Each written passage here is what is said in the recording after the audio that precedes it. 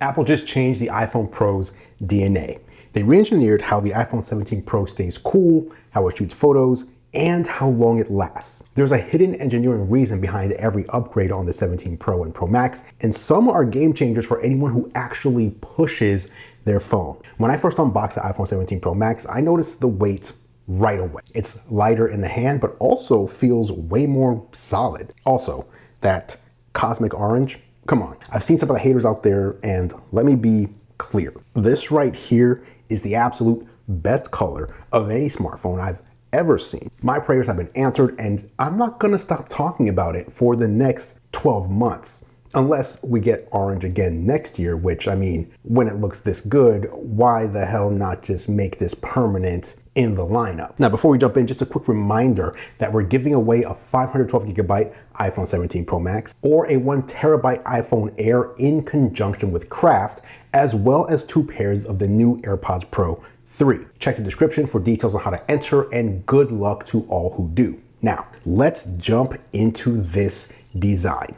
Look at how tough this thing looks. The units I have here are the 2TB 17 Pro Max and 512GB 17 Pro. Apple switched away from the titanium that we saw on the 15 and 16 Pro to an Apple designed 7000 series aluminum unibody structure that's over 20 times more thermally conductive. But they didn't switch back to aluminum like I've seen others saying.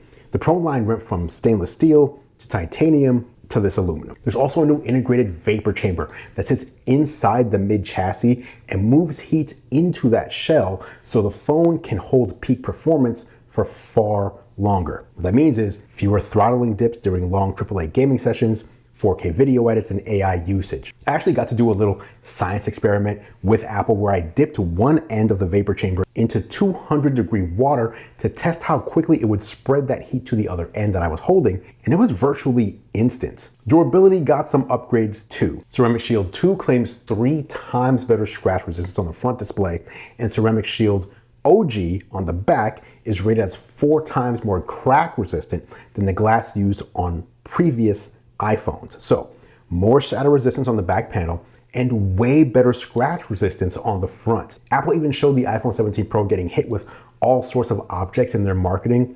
So they're really leaning into these being the most rugged iPhones that they've made, almost like action cam quality. And as you know, again, I am loving this cosmic orange, but all the colors here are clean. I do also have the deep blue, and there's the silver model if you want something more subdued. Of course, a vapor chamber and fancy aluminum don't mean much if your phone still gets hot and lags in real world use. So how does all this new hardware actually feel when you stress it? Specs only matter if they change the experience. And this year, the A19 Pro has new neural accelerators built right into the 6-core GPU and a beefed up 16-core neural engine. But what actually matters isn't these raw numbers, it's how long the phone can hold on to peak performance. So I tried to break it. I played games like Assassin's Creed and Destiny Rising.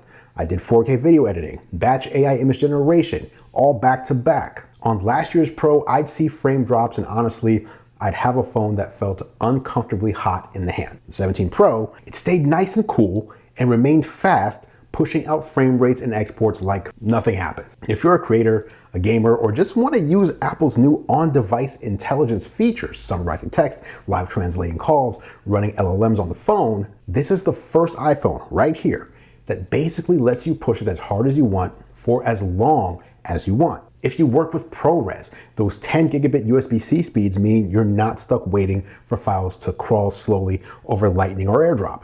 There's also the new N1 wireless chip designed by Apple to handle Wi-Fi 7, Bluetooth 6, and Thread, meaning faster, more reliable AirDrop and mobile hotspot performance. All of this is possible because of the new cooling system paired with the A19 Pro. But the real flex is what it unlocks for shooting, editing, and creative work. So let's look at this camera system. Every year, Apple talks up its cameras, but the 17 Pro's upgrades mostly focus on flexibility and reach. You still get a 48 megapixel main camera and 48 megapixel ultra wide like last year, and the custom 28mm and 35mm modes are still there if you want your main camera to feel more like a street camera. But the real story is the new Fusion telephoto. The sensor is 56% larger, and the updated tetraprism lets you push to a true 4x or 100 millimeter, or what Apple calls optical quality 8x 200 millimeter. Now I put it up against the 16 Pro, and at max zoom and daylight, the 17 Pro pulled sharper detail from across a city street. I'm talking about street signs, faces, and details that used to start to turn into mush with digital zoom are now actually usable. A very valid improvement that I think a lot of people are going to really like. Oh, and one more thing on this telephoto camera when it comes to video specifically, it lets you zoom in at up to 24x, whereas something like the Samsung Galaxy S25 Ultra only goes up to 20x. The ultra wide obviously is still here, like I said, it's still sharp, allowing for creative shots and angles, but I still think the quality of this one, especially with the bump in resolution of the telephoto, is the worst of the three. Macro mode remains a fun way to get shots of tiny text, jewelry, textures, and insects. Photographic Styles adds a new bright profile where skin tones look better in direct sun and overall photos pop more without looking overcooked. It's good enough that it got me to switch away from amber, which was my photographic style of choice over the past year. But the real advantage here is choice. You get everything from macro to 200 millimeters in a pocketable package. Now, if you're a parent, a traveler,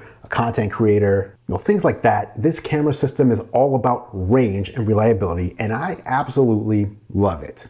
Now, all that said, I think this year, the front camera is where things get a lot more interesting for both creators and everyday users. The front camera on the iPhone 17 Pro, and actually the 17 and 17 Air as well, finally gets a real headline moment. It has a square sensor. And I know that sounds technical, but here's what it means in real life. This right here is the most flexible selfie camera Apple's ever shipped. Because the sensor is square, you can punch in or out and go from portrait to landscape all without turning your phone, and more importantly, without losing resolution. I shot selfies in portrait, then I instantly switched over to landscape for the wide shot, and all without any awkward hand gymnastics. In fact, keeping your phone in vertical orientation, even when shooting landscape, keeps the camera centered instead of off to the side, making everything look better. And center stage isn't just for FaceTime on the iPad anymore. Now, when friends jump into the frame for a photo, the camera automatically sees them and will widen the shot. If enough people are in frame, it'll auto-rotate to fit everyone.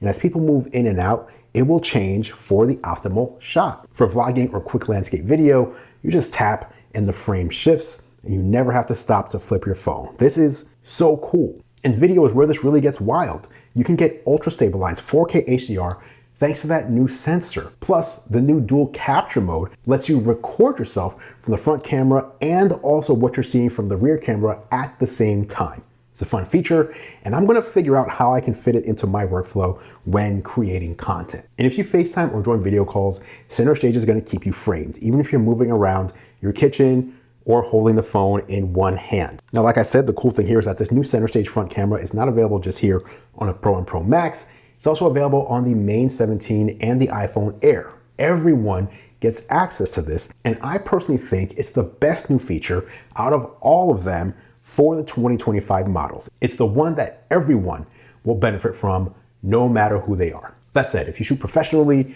the Pro video and audio updates might matter even more to you. And this is where the iPhone 17 Pro finally leans all the way into creator territory. The big flex is ProRes RAW recording. So you're not just stuck with compressed video, you can actually shoot true RAW footage on a phone. It holds up shockingly well, and in the new Final Cut Camera 2.0, you can even shoot in open gate, which means you can use the entire sensor. Genlock support is also new. If you've ever tried to sync footage from multiple cameras, you know how annoying frame drift can be. With a compatible dock and the right apps, you can keep every phone and camera in perfect sync, which is huge for music sets, interviews, or bullet time shots. Direct to SSD is still clutch. You can plug in a USB-C SSD, hit record, and not worry about the space on your phone, even on multi-hour shoots. If you're serious about color, you can shoot log and aces, then grade it in post, just like a proper cinema camera. Spatial audio is also baked in, so playback on AirPods or Vision Pro feels way more immersive. Now, a few caveats: not every app supports all these modes yet, and the log and raw files are gigantic. This is not for your everyday videos, but rather for professional use cases. For creators, filmmakers, or anyone serious about video, this is the closest Apple's come to putting a set-ready rig in your pockets. Now, with all this power, you might be wondering, how does the battery hold up? Well, Apple says the 17 Pro and Pro Max hit up to 33 and 39 hours of video playback respectively, which I know and agree is a weird metric. In real use, I took the Pro Max on a cross-country trip. Heavy camera use, video editing, posting to social media, 5G, maps, music and podcast streaming, which, as an aside, what's your favorite podcast app right now? Because Overcast has been so terrible for me over the past year, and it's been my favorite for like a decade, and I think I need to switch. Comment down below, let me know. And of course, I also did a bunch of YouTube streaming, and I landed with 22% battery life left after 16 hours off the charger, which is a first for me. And even the regular 17 Pro holds up. On a typical day of social, email, and a couple hours of games and some heavy AI tasks, I never found myself scrambling for a top-up before bed. Fast charging is still legit. I went from 10% to 60%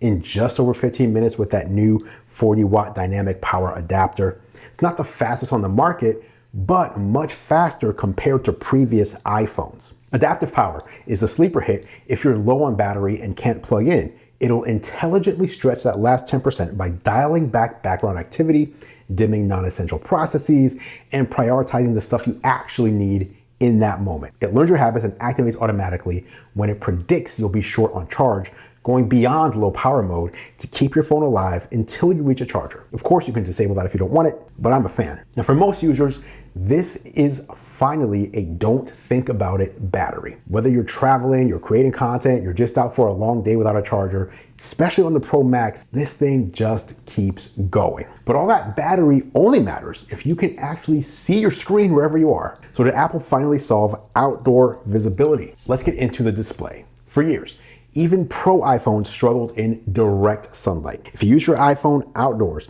you were probably out there squinting when the sun was out or cupping your hand over the phone so you could read it. And this year, Apple's thrown real muscle at the problem. All of the iPhones this year sport a true 3000 nits of peak brightness, and you can absolutely see the difference. It's really nice to see Apple catching up to the competition here. There's also a new anti-reflection coating that's rated to be 33% better anti-reflection than last year and up to 2 times better for outdoor contrast. It's not the best anti-glare I've seen on a smartphone. I still give that title to the Galaxy S25 Ultra, but it's easily the best outdoor visibility I've seen on any iPhone, and finally puts Apple in the conversation for glare resistance. Me personally, I'd love to see a nano texture option on the iPhone Pro. Aside from those two improvements, it's the same iPhone Pro display that you had last year, which isn't a complaint at all. So, should you upgrade? If you're coming from a 16 Pro, here's what you'll notice right away. You get real sustained speed, the longest telephoto reach ever on an iPhone, a front camera that feels made, just tailor-made for creators, and the best iPhone battery I've seen yet. If you're the type who pushes your phone with gaming, pro video, or Apple's new on-device AI, this is the first Pro in a while that gives you a real year-over-year upgrade, I'd say. But if you're mostly snapping pics at 1x and doing messaging and email, you're fine to hold off for another cycle or two, or even just switch over to the iPhone Air. But if you're still using a 14 Pro or 15 Pro, the upgrades are bigger. You get tougher glass front and back, a much brighter screen for outdoors, and all the new pro-level video and audio tools. If you shoot, edit, or travel a lot, the 17 Pro is a meaningful leap. For everyone else, the usual logic applies. If your phone's still running great and doing what you need, keep it. But if you've been waiting for Apple to finally nail that camera reach, real cooling, and battery life, this is the year. Oh, and don't forget, I've teamed up with CraftDocs to give away a 512 gigabyte iPhone 17 Pro Max or a 1 terabyte iPhone Air, and the details are down in the description. Thanks for watching as always, guys. I appreciate your support. I'm Andru Edwards, and I will catch you in the next video.